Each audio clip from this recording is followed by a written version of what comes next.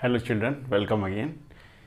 तो चलिए इस वीडियो में जो है आज हम पढ़ेंगे निकटतम मान के बारे में। इसको इंग्लिश में राउंड ऑफ कहते हैं, राउंड ऑफ करना नंबर को, और इसको सन्निकटन भी कहते हैं। तो चलिए जानते हैं, सबसे पहले तो जानते हैं कि ये निकटतम मान है क्या। तो देखो बच्चों, निकटतम मान आप ये लगाइए। जैसे चलिए मैं बहुत प्रैक्टिकली बताता हूँ कि कई बार क्या होता है कि जैसे माना हम बाहर कहते हैं कि देखो बच्चों के कितने बच्चे खेल रहे हैं बाहर, माना आपको इंटरवल में भेज दिया कि जाओ देखो ग्राउंड में कितने बच्चे खेल रहे हैं। अब आपने देखा तो आपको लगा कि ये मतलब 7-8 बच्चे खेल रहे हैं, या हो सकता है 10 से ज़्यादा हो। तो आप कहते हैं सर लगभग 10 बच्चे खेल रहे हैं।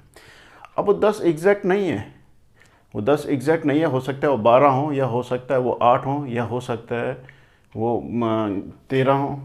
तो लेकिन आपने एक अंदाज़ लगाया कि हाँ सर लगभग 10 बच्चे होंगे।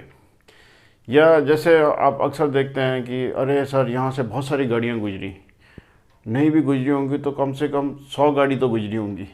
तो इसका मतलब आपने अंदाज़ लगाया, हो सकता है वो 100 नहीं हो, 80 हो, या हो सकता है वो 85 हो, या हो सकता है 110 हो, लेकिन आपने अंदाज़ लगाया उसका 100।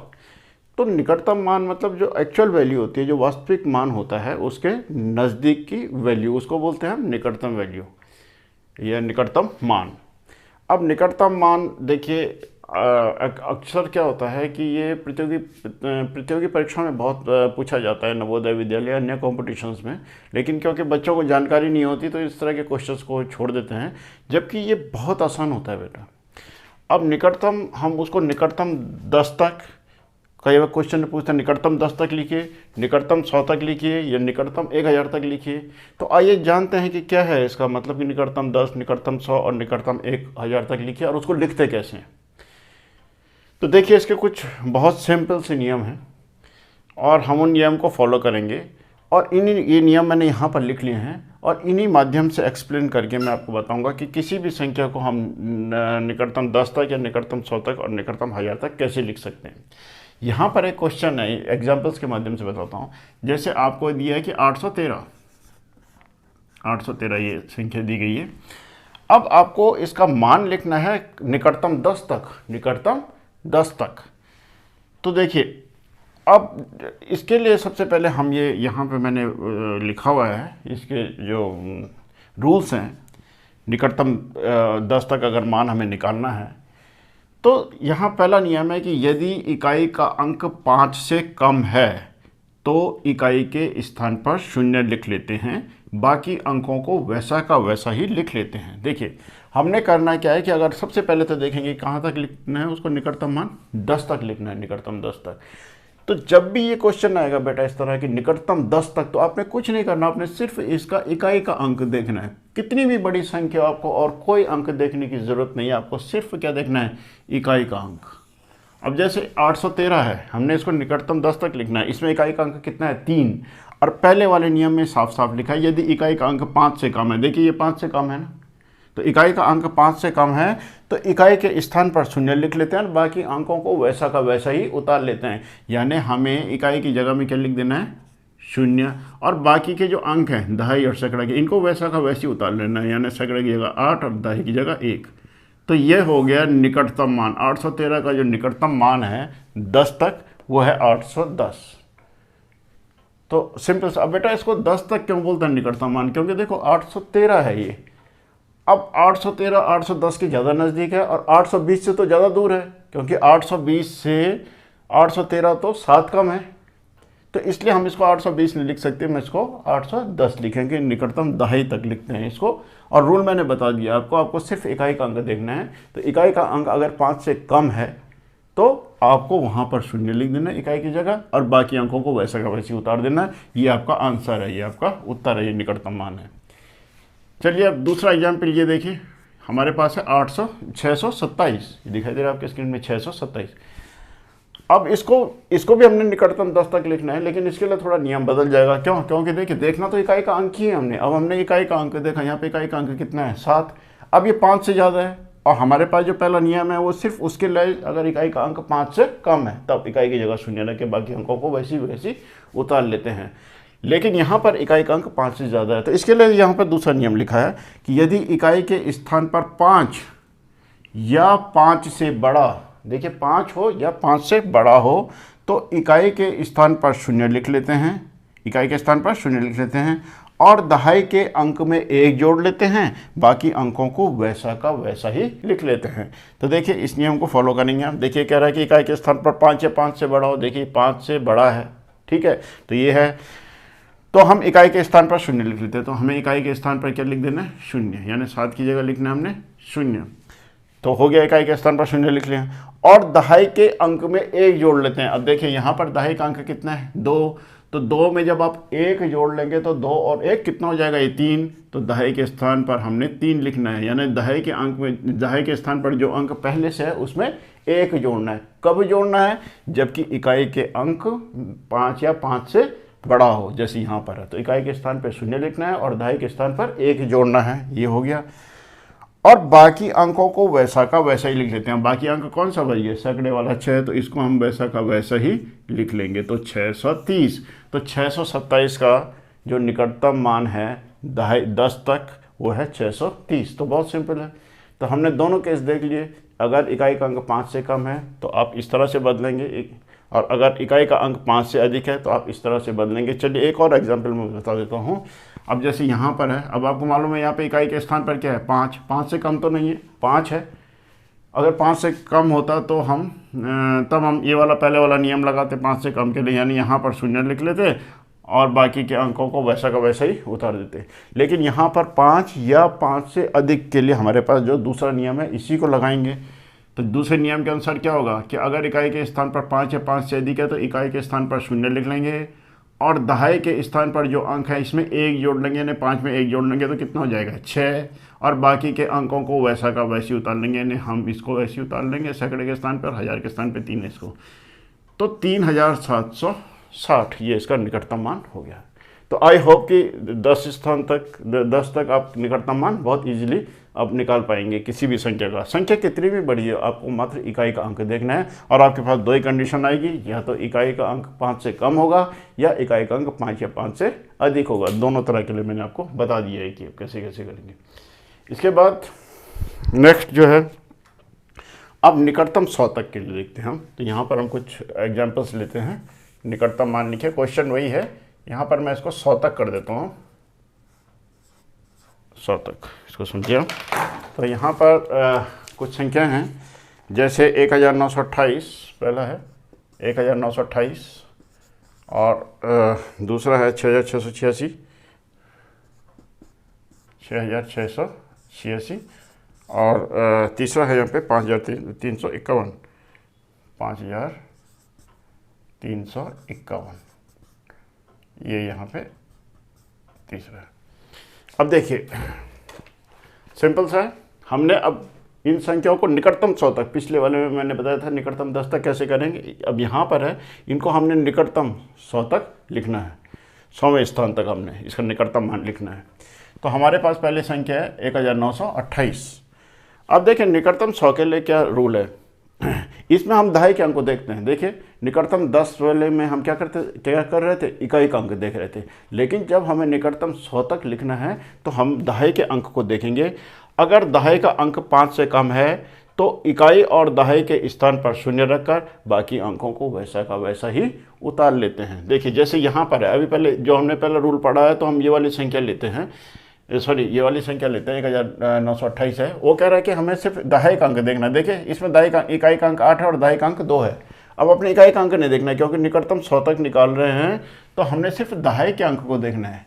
तो कह रहा है दहाई का अंक अगर 5 से कम है, देखिए जैसे यहाँ पर 5 से कम है, तो हमने क्या करना है कि इकाई और दहाई दोनों की जगह शून्य लिख देना है, यानी इकाई की जगह भी हमने शून्य लिखना है और दहाई की जगह भी हमने शून्य लिखना है। ऐसा कब करना है, जबकि दहाई का अंक 5 से कम है।